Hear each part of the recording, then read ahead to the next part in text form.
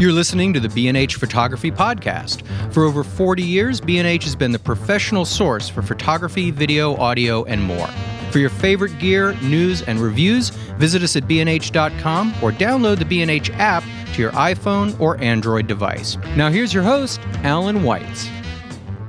Greetings and welcome to the B&H Photography Podcast. Like the man says, my name is Alan Weitz. And I'm John Harris. And our guests today are Moshe and Eddie Brakha. Now, Moshe is Eddie's father. Conversely, and not completely coincidentally, Eddie is Moshe's son. And together and separate, they are incredible Los Angeles-based photographers and directors, and we look forward to learning more about their work and their working relationship.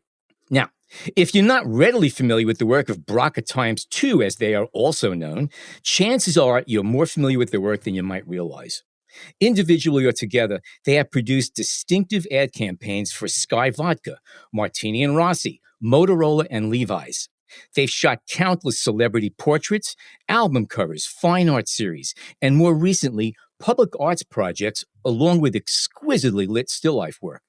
They both also work as directors with many commercials, PSAs, and other campaigns to their names. That said, thank you, Moshe and Eddie Brakha, for joining us today. Great to be here. Thank you. So it's nice to have, and I was talking before the show, Moshe, I remember your work back when you were first starting out, and it's nice to see that you're still working there, and it's a hoot that your son is working as well as a photographer and working with you, and that's pretty much what our conversation is going to be about today, talking about your individual careers, your thoughts on your style and technique, and we also want to get, again, a sense of the relationship between the two of you. Now, Moshe, can we start with rock portraits? You photographed Boz Scaggs and so many others. You have the Cars, Eddie Money, David Byrne, Loggins, Messina, the Ramones, Bette Midler. You did rock portraits, album covers. Can you talk about your early successes and how you went about hustling for your jobs? Because I think it's also worth mentioning that you came here from Israel back in the late 60s. So this was a whole new country, a whole new culture. And you jumped into pop culture. And I think that's an interesting transition. And if we could hear a little bit about that, that'd be wonderful. Well, first of all, I went to school here. I went to the art center. Prior to that, I went to LACC. Okay. And I'll be honest with you, toward the end of the school, some of the instructors, they are the one that helped me to move into the album cover industry. And I think just when I graduate, I did an album for Boz Scaggs, and the rest was history.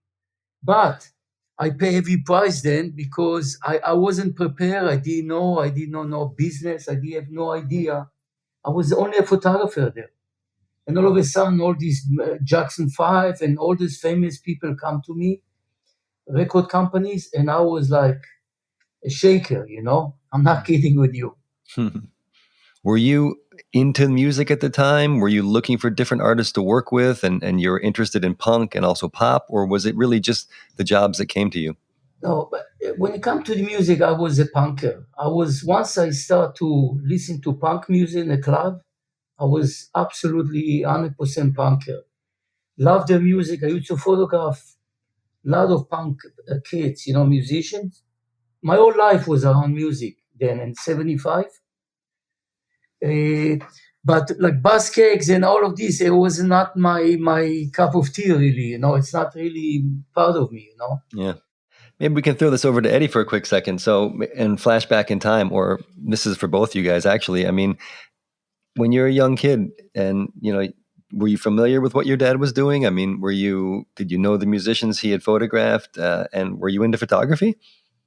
I mean, back in that time, I wasn't necessarily exposed to that side of his life, nor would I be able to comprehend it because it was fast. But now as I get to, my age now, or even the last few years, 10, 15, 20 years, whatever it is, the exposure is very cool. You see it obviously in the archives. You see it, he's got the litany of work, everything's on camera. I mean, my whole life growing up, my brother's life growing up, our family life growing up, it's just always with the camera in front of us. So it was nothing abnormal. I mean, nowadays everybody's got a camera on their phones. So that was kind of like our existence, which was awesome. We have some of the coolest sports photography because we used to play, baseball, basketball, whatever sport, and we would get the best of the best. My little nephew now has that same opportunity every week he's got like a little Sports Illustrated, so it's pretty awesome. But did you appreciate it at the time? I mean, were you aware that you had the best photos of the team and, your dad was hanging out with musicians? It's funny. Do I appreciate it? That's a funny kind of terminology. I didn't know any different. So it's the kind of an abstract question to ask me. It was That's the the only norm. language I knew. But I think, I always say growing up, everyone's reared to be a doctor and lawyer conventionally. For us, it was never. It was always to be in the arts, to be in photography, director, whatever, artistic endeavor you chose. He would come home, let's just say, for instance, and he'd be working on a commercial gig or he'd be working on a concept, and we would be his little think tank. I didn't know at the time that's what it was, but our dinners would be filled with just like pitching ideas. That's and it was incredible. awesome. Wow. So it was a pretty cool experience. Yeah. That's something wonderful. I'm curious about. I want to ask you, have you ever photographed anybody in recent years that your dad photographed long time ago? Yes. So one of the first experiences that we shot together on was with Steve Jobs. When we photographed him together, we went up to Cupertino, and my dad at that time had photographed him, 4 or 5 times already, and he would call our office and just he would have a personal relationship with my father as well, which was awesome. Didn't understand at the time, obviously, but when we shot him, it was just kind of like you saw their previous relationship, but at the same time, it's the evolution of where we were together. If I could ask, you came out with an interesting comment. You're talking about the fact that your dad and Steve Jobs had a personal relationship, which you didn't understand at the time. What kind of got you about that? It just seemed like kind of taken that your dad and Steve Jobs would have some kind of a friendship going on other than business. I mean, Steve Jobs is like Yoda, right? So for him to just call up the office one day and say, "Hey, it's Steve," and someone's like, "Hey, Steve, Moshe, it's Steve on the phone for you," and it's like, "What?" So it's just a crazy thing. Just looking back at it the time, it meant nothing. It wasn't like, "Oh my God, this is what it is." But that's a really cool story to have in your pocket. No doubt. No, the story was like that. I used to photograph him and he used to call me up. He wanted to see a sneak preview of the pictures, and I couldn't do it because the magazine said you cannot show it. So he always used to call you, send me something, especially toward the end when he was really lost a lot of weight, But it was cool. I really didn't exactly understood, the magnitude of Steve Jobs, Right. Yeah. Eddie, when you are there in your early years and you're showing up on a job with your dad, did you feel, let me put it this way, trust is really important between the photographer and the subject. So did you feel that trust passed to you a little bit easier just because you're his son, as opposed to, let's say, a trusted assistant or something like that? Did your kind of family and working relationship amongst each other influence the dynamic of a shoot? So, when I was younger, probably 23, 24, I got kicked off set because the celebrity's like, this is not what I signed on for. Took my dad to the side and was like, "Moshe, you're directing me or else I'm leaving," because I'm just like a little punk kid saying, spouting off whatever it is. I don't know if my tack was there yet, but it was just, it's a cool story to have, just kind of like the scars. That's a good point. That's a great point. You must have had to lick your wounds a little bit. And Moshe, can you remember that, with your son and kind of feeling something different, not just a father-son relationship, but the partner relationship? Yeah, Eddie was always a writer. Eddie was a conceptually writer. What's for me was more than anything, Eddie was clear communicator, which was very hard for me and very, very, I didn't meet people like that at the time, too many. And he had point of view. And I like the idea because I'm into culture and he was into social criticism, same thing as I am, So it's what made us even stronger, father and son, more like more friendly than anything. Yeah, that's wonderful. That's great. Maybe I can go back a little bit and ask you, Moshe, looking back at, how your style developed, I mean, can you think of like certain spots along the road where, you were forced to make a change, or you made a change in the way your images were looking? Or do you think it's kind of an even development and even evolution over time? It's a evolution, it's when you get stuck into something, you suck in the ocean, and you keep whatever it takes to survive it. And Eddie came, jump into the water and made it easier, as far as communication, because that's the way I am. I love social criticism. Eddie picked it up immediately, understood it. It's like I say, I always remember when I introduced him, William Steig, the cartoonist. So Eddie understood it so quick, and that's what really made us so tied up. And it's funny because, people, we've been asked before in the past, kind of like, what's your inspiration? Who do you look back at? What styles do you want to replicate? Kind of what photographers do you look at to just kind of absorb? And our answer is always like the cartoonist, because the cartoonist, from his point, is the social commentary. So it's very rich in the storytelling aspect of it. Simplicity in terms of one single frame, but the concept itself is like, so the communication there is so clear, and it's really beautiful because you take it with you for a long time afterwards. You chuckle, you smile, whatever kind of reaction you have. So for us, the still film set was always like the motion film set. I came from, motion picture. That was my background. That was my studying. My dad, does both. He did still and motion. So for us, even if it was a still picture, there had to be a scene. It couldn't be something too static where it was just kind of like, we have to say something that's rich. So that was always something that we kind of try to achieve, and that makes for a great partnership, because that's the conversation. Our conversation it's never like, it gets to the point of the technical, but the foundation of it is driven by the concept. Mm. That's a really interesting point. And one thing I want to follow up on is this idea of bringing motion into something still, or bringing this kind of dynamism into a still photo. I mean, have you figured out ways that you can do that using the techniques that you've developed? I mean, can you consciously kind of point to say, you know what, if we light it this way, or we combine these two colors, it's going to give it this kind of feel that we're looking for?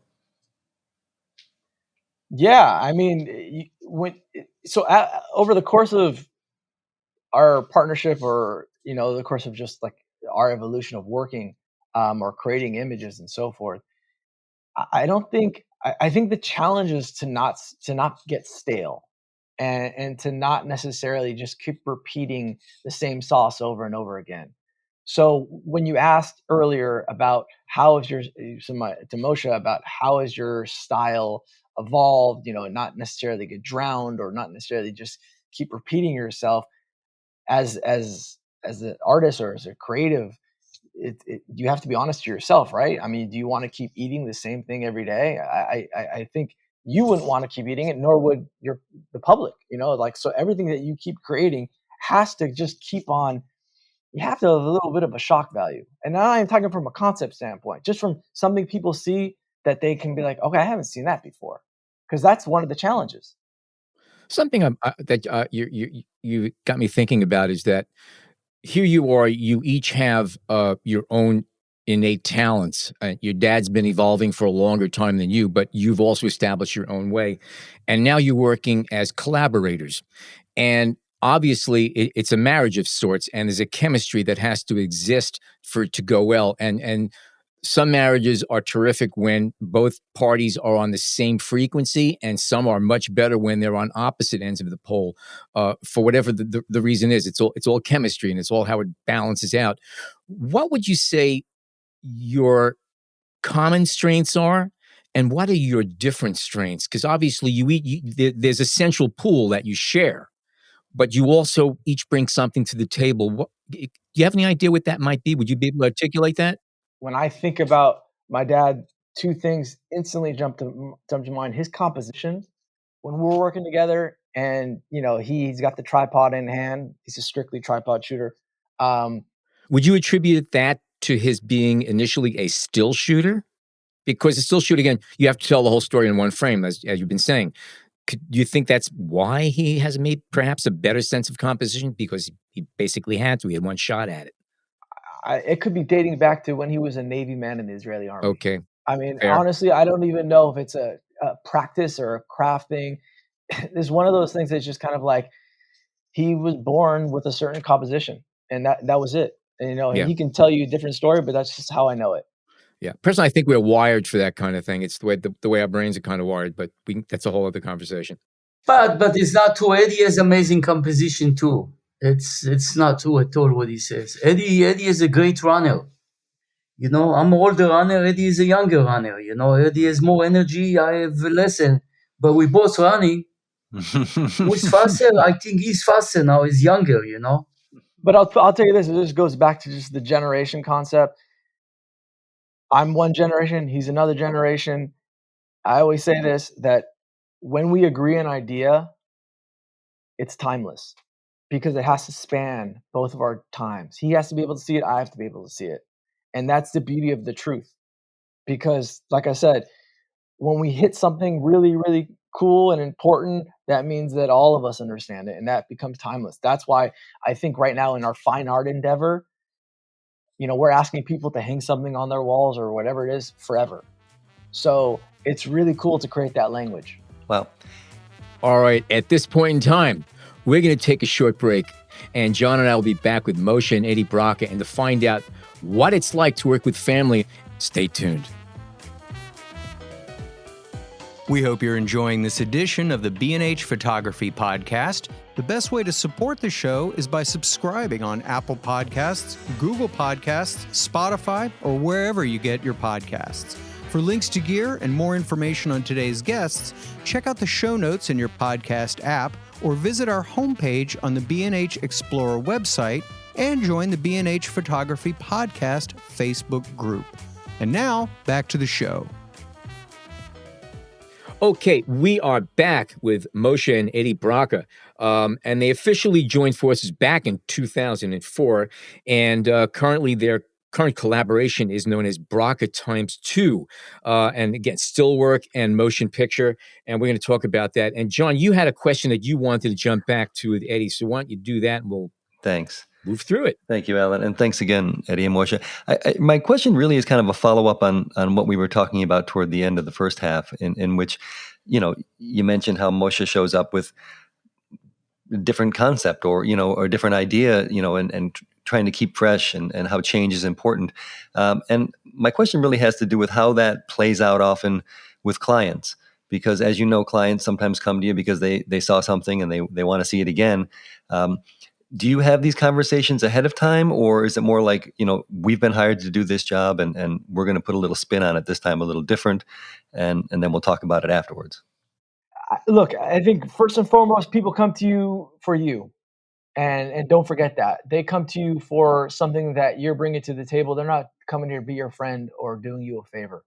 So you have to have that confidence walking onto any set. I think as soon as you're just kind of trying to just please everybody and just make people smile momentarily, it's not going to get you anywhere. It's not going to get not going to make anyone happy. Can you talk a little bit about the varied types of work that you guys have done? I mean, because as we talked about, there's the fine art, but there's also, what you guys call the lifestyle photography, which, is totally different. I mean, do you work in different worlds comfortably? Do you have different people, or do you have an agent in different worlds, whether it be advertising or editorial or lifestyle? We do have reps, but again, you're just a name on a roster. And the only person that's going to separate you is you. And it's not what people want to hear, but ultimately, that's the only way to create your own destiny. It's the only way to have your own control. There's a lot of really great talent out there that have a lot of, calluses on their back from all the pats on the back they've gotten. But in the meantime, their pantries are empty. So that's a really good point you got there. Absolutely. So for instance, we did a show, or we've completed another series called Bite Me. It's our new series, the new still life series featuring all bitten food. It's really tasteful, no pun intended. But and our light is very unique for what we're trying to accomplish. But at first, when we first finished it, I housed or I had a portfolio on my phone, and that was my easiest way of taking it around, or iPad, taking it around and showcasing it to people. Just, even if it was with friends, just kind of like show them what we're up to, what we're doing, because people have no idea what we're doing unless, we're in some sort of publication with our name and so forth. But now we've gone completely old school, and, we've printed the whole series, and I want it to be tactile. I want people to go back to kind of being able to touch the prints. I want people to be able to go back to seeing the finished piece that will ultimately be hanging on their walls. If I may ask, what size prints are you carrying around? It's 13 by 19. Okay. So All I right. just Yeah. carry that as like my little lunch pail. Fantastic paper too. Amazing paper. Yeah. Trying to reproduce from screen to print is a different battle altogether. Never truly happy. But I think in this experience, it actually evolved, or it took the work to another level. And that to me was like gold. For me, the series was birthed, and this was last year, so we were kind of in a Corona second wave. So we had to figure out the way to do something consistently, but doing in our studio with just the two of us. And I wanted, like I said beforehand, everything has to be a character study. So how can we create a character study, in our next still life? And we had dinner one night or whatever it was, and you see the remains, you see the leftovers of the dinner table, and you see it's like, wow, life. This is the human mark. This is the footprint. People have been here. There was a moment in time. Let's capture that. So we wanted to recreate that, and we recreated it. We recreated it in a whole different style. But nevertheless, that simple truth was the genesis. That's the impetus for Bite Me. Cool. And that actually leads us nicely into some of the other projects, the fine art projects that you guys are working on. And as we were talking about earlier, how, every still life itself is almost a portrait. It tells a story. Can you talk a little bit about the flower in a bottle? And we start from the beginning, Eddie. Start with the silent pictures. Silent Pictures was our first foray into the still life, or excuse me, the fine art world. And that was very heavily influenced. Moshe, or my dad, sorry, was going through his archives of his punk and rock and roll music. And I think he was trying to put a book together at that moment. No, correction. He had a show at the Grammy Museum. And he was putting together the show at the Grammy Museum. And he had all these punks who just had an attitude. They were saying so much in a still picture. And we wanted to in my head, it was kind of like recreating that and figuring out a way to recreate that. So that series in particular was a hybrid between the still picture, and we would have type. We would have like a lyric that we would create within the picture that would basically be like an album cover. And let me technique why he's talking the gear. The lighting was always flare light, like light come in the stage, comes to the lens of the camera. We always take a few lights, as much as we can. We direct it to the lens. In other words, we had to use sunglasses to stand there. I'm not kidding with you. But the reason we got to this idea, because I was very interested in lyrics, in those days, and I wanted to do show about lyrics, musician, punk people, what they say, take the lyrics in some way, make a photo with it, with the lyrics. And Eddie come to me and say, let's do our own lyrics, and that's we start. Interesting.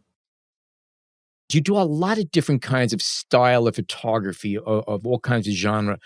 What kind of gear sets are you using? Because obviously you're not just going out with with an icon around your neck and a speed light. I would imagine your inventory of gear, or the type of gear you're using, is very varied. Can you give us a little bit of a background of what you use, say, for portraits or still life, generally speaking? Well, first we used to use Omni. Omni, Eddie, Sure. You call it? Yep. We use Omni for quite a while. Even the most of the fine art was with Omni. And it's continuous light. It's not flash. Correct. So no flash. We hate flash. Well, we don't hate Flash. We love everything, but we just don't use it always. Now, there's the No, but father-son dynamic I'm looking for right I there. remember. No, I remember we shot. What's the music? Oh, Glee. When we did the cover of Glee. Glee. I'll tell you, with that particular project with Glee, because now I'm remembering everything, is that was a giant cast. That was maybe 16 people in total, and we had to do a spread of the whole cast. And at that point, like you said, we were shooting hot lights, and hot lights we had to have. I think at one point we had, 14 different hot lights just set up for a still shot, and these things are hot. I mean, that's why they say hot lights. So the continuous light was burning people. Wasn't HMIs, wasn't LEDs. These got some heat to them. So it creates for an interesting dynamic. But the light is irreplaceable. I mean, it gives you that punchiness that we love.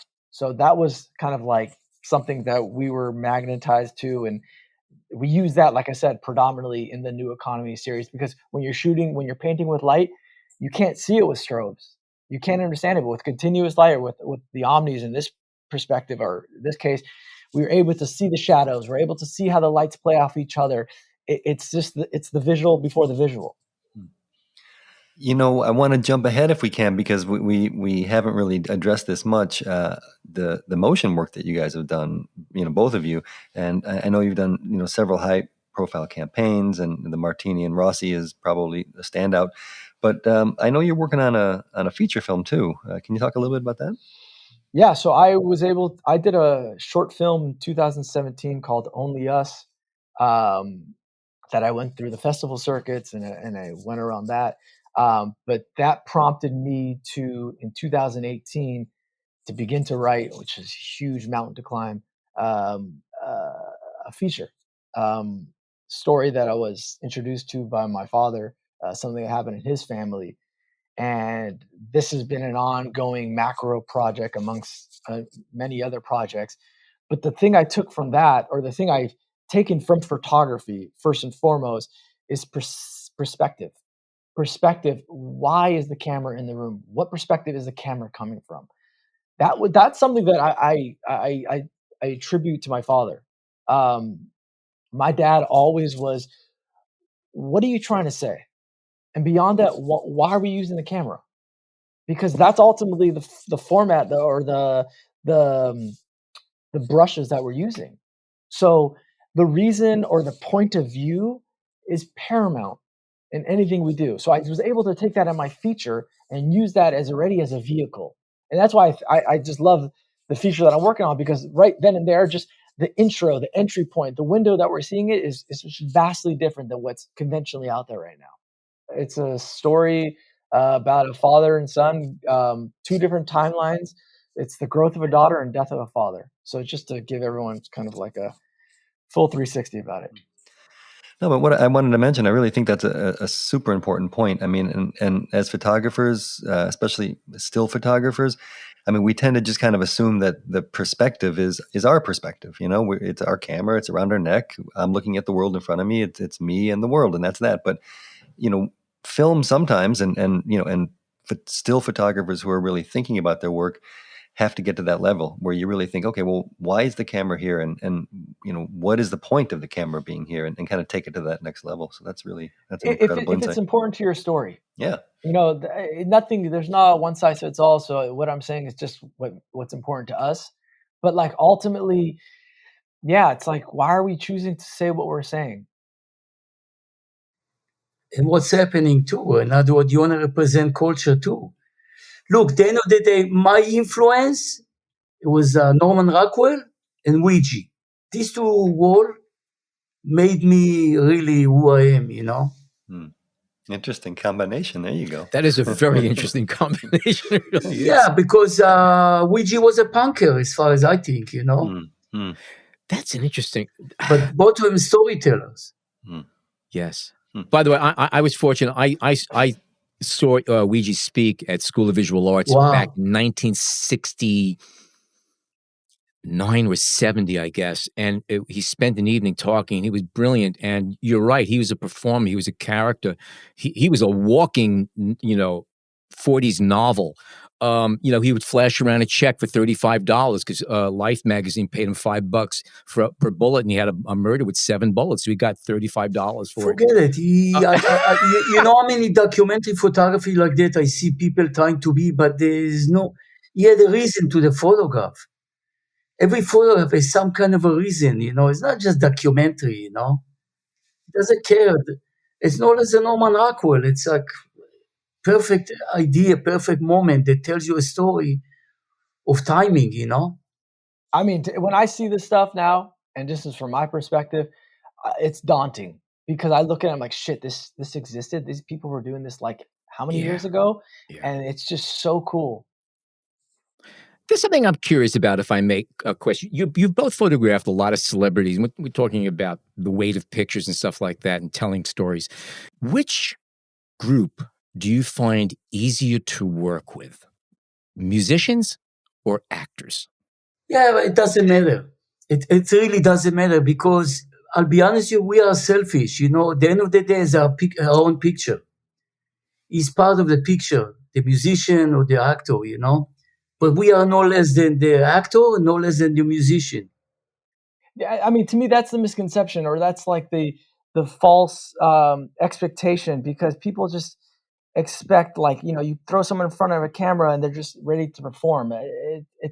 You'll never make anything magic with that. You have to give them the right box to play in. You have to give them the right parameters, because being in front of the camera is so vulnerable. You take a picture of yourself. It's like, if you don't know what you want to do or what you want to accomplish or the direction you want to go, it's trash. So I love it. It doesn't matter if you're working with the highest or the lowest. You have to be clear. Your communication to them of what you're looking for, what you're trying to accomplish, and let them roam. Don't handcuff them and tell them, you could be like a Guy Bourdin and put their hand and say, put it here and so forth. But for my particular style, I love it when you give them the prompt, you give them the scene, you give them the moment that they want them to live in, and they're able to take that and run with it. I just think that it's a fallacy to just, you have the greatest person to come on set. You're always going to be let down if you just put them in front and be like, all right, be you. It's cheap. See, for us, that goes back to what we were talking about, like creating these moments, creating these scenes, even in the still form, because people like shooting with us and love shooting with us because we know what we want. We know what we're trying to accomplish, and we have a common mission that we're trying to go after. And that's a beautiful thing. That's the energy. That's the magic of being on set, is when people are working for a common goal. But the goal has to be set. When we go to shoot, we know exactly what we want to do, exactly everything, and nothing is guessing. Maybe something, but usually we coming really prepared all the way. I love coming with a lookbook. I love coming with some sort of just thick deck that you can come with references and showcase it to them. Because if you're working with someone that is high end and is used to working with some sort of like tunnel vision or goal that they're trying to achieve, or story that they're trying to achieve, and you don't have it, they'll eat you up. That day on set will be miserable, or however that long is. But if you come to them properly and you show them, this is my story, this is what we're trying to go after, this is the style, this is the hair, this is the makeup, this is the fashion, this is the dialogue. I mean, we've written dialogue for a still shoot just so that they have something in their head that they're repeating. People say, oh, I never had a script for a still shoot. Well, this is what we have, because we want them to know what they're doing. We'd like to hear what's coming up in 2022 and beyond. What kind of projects do you guys have in the works as far as motion picture or stills, or any interesting projects coming up? So we're always a mix of everything. We just shot an ad campaign for a great ad campaign for Ocho Tequila. Still or video? That's still, but we are shooting another still life series called Drink Me. It's a follow up to our series called Bite Me. That's a loose title. But Working title. working title. But we're in the lab. We're always trying to achieve the next great thing, the next great story. And then, like I said before, we're really, really trying to get out there and expose it. So hopefully, when it comes to Bite Me, we'll be having a gallery show or some sort of exhibition in the near future. The feature, the working title is The Youngest, and that's something that I hope to get onto set or hope to shoot you never know. I'm learning in the film world or the feature film world, do not count anything until you're on set. Hopefully that will be in our near future. Something to live for. And and for me, I'm like that. Again, I do still lifes. The weekend, I'm a sport photographer, which is, I always say to any photography, if you want a photography, you must shoot documentary. You must have a camera. All the time. All the time. You get the best stories in documentary, and you learn how to pick your story. And it's the most enjoyable photography that I love. It's very spontaneous. No, I don't know. I have no dream with it, but I really, really enjoyed it. Every weekend I go do my granddaughter playing soccer, my grandson plays baseball, the other one plays basketball. So I become a sport photographer as well. And then other time I do portraits. I do a series of portraits. Always culture actors, young actors. I love to keep my head kind of going all the time, because they let you feel ideas always, develop your ideas, how you do people, expression. By the way, it's worth mentioning that Brakha is Hebrew for blessing, and it was a blessing to have you guys here on the show with us today. Thank you. Wonderful Thank you. conversation, truly enjoyable. It's really energizing to see a father and a son, or any similar situation like that, where two people can collaborate like this from two different points of view and move forward as a unit. That's individually and together. It's really, really good, and it's a solid thing to have. And we thank you both for being here. If people want to catch up, if our listeners want to catch up with your work, Eddie, where can they go to check up? Yeah, so we have two websites. We have BrakhaX2.com, BrakhaX2.com. I know you said that our last name is Blessing. It's true, but when my dad came from Israel, it was initially Bracha, but my dad, wanting to be a punk, used a K instead of a C, so it's always something to remember. And then I have my own website, eddiebrakha.com, EDDIEBRAKHA.com, and then Moshe's, MOSHE BRAKHA.com, MosheBrakha.com. So we're out there. We have just websites after website after website, but come see our work. And all of this will be in it'll be on our show notes, so people will definitely be able to follow up on all this for sure. And we strongly recommend our listeners do so. Some great work there. Thank you guys for having us. Really cool conversation. Glad you enjoyed it. Again, it's always nice to know that our guests are having a good time too. Now, if you'd like to subscribe to the B&H Photography Podcast, just search for us on Apple Podcast, Spotify, or find us on the B&H Explorer website or the B&H Photography Podcast Facebook group page. Today's conversation has been edited for length, and the views and opinions expressed in this podcast are those of the individual guests and do not necessarily represent the views of B&H Photo. With that said, on behalf of John Harris and Jason Tables, my name is Alan Weitz, and thank you oh so much for joining us today.